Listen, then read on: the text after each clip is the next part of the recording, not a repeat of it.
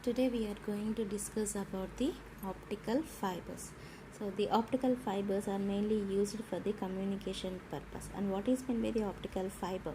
Optical fiber is long, thin, transparent, dielectric material made up of glass or plastic having the electromagnetic wave frequencies. Electromagnetic wave frequencies from which region to which region? Visible to infrared region, from one end of the fiber to the another end.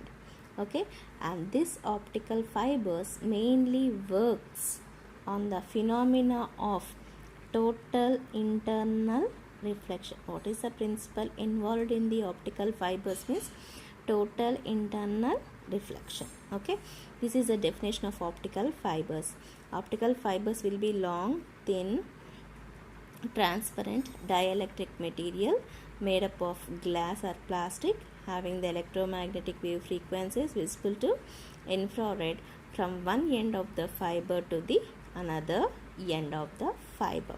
When we are doing the numerical aperture experiment, I have shown you the optical fiber. Okay, I think you will be recognizing that and you can recall that. Okay, so the optical fibers mainly principle involved in this is the total internal reflection. Okay, now the construction of optical fiber. The optical fiber mainly consists of the two parts. One is the core and another is the cladding. This is one of the main central cylindrical layer. Okay, the optical fiber mainly consists of central cylindrical layer known as the core, and it is surrounded by the second layer which is known as the cladding.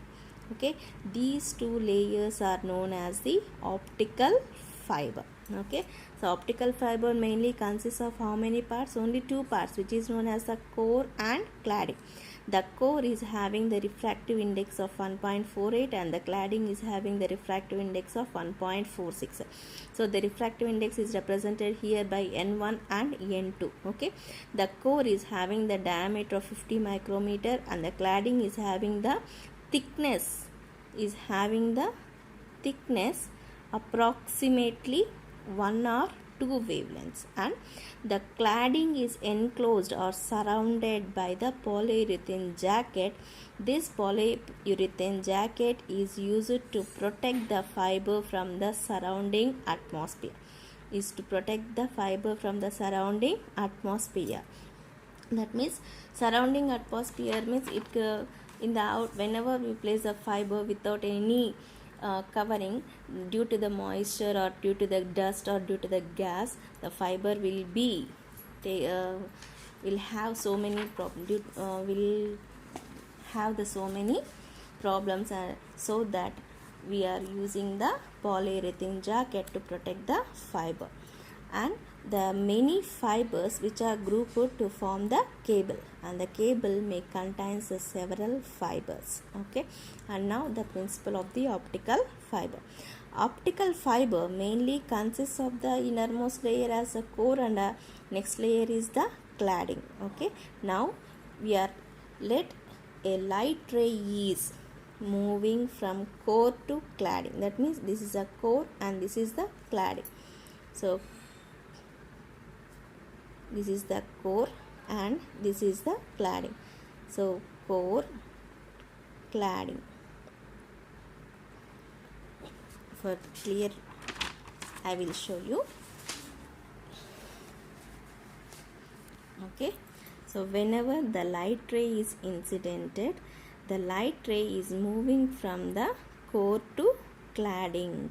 Okay, so the light ray, whenever it is less than the critical angle, then the light ray is refracted to the cladding. This is a rarer medium and this is the denser medium. When I is equal to theta c, the light ray which is incidented is traversing along the core cladding interface. So the core cladding interface means then I is equal to theta c, r is equals to 90 degree when I greater than theta c. Here you have to notify that I greater than theta c. So the light ray which is incidented is reflecting again to the core. So that is to the denser. So denser, rarer. Okay. So here in the second case, there will be I is equal to theta c, r is equals to 90 degree, I greater than theta c. Now whenever the light ray is I greater than theta c, the light ray will be get reflected towards the core and undergoes the total internal reflection. Undergoes total internal reflection. From that, now we have to find out that according to the Snell's law, sin I by sin r is equals to n2 by n1, and cross multiplying n1 sin I is equals to n2 sin r. Here we have to find out the critical angle value. So when I is equal to theta c, r is equals to 90 degree, n1 sin theta c is equals to n2 90 degree. So I is equal to theta c, r is equal to 90 degree. Now substituting in this, we get theta c is equal to sin inverse n2 by n1. This is the critical angle formula. Based on this critical angle formula, we will find out the acceptance, angle, cone and numerical aperture. This will be discussed in the next class.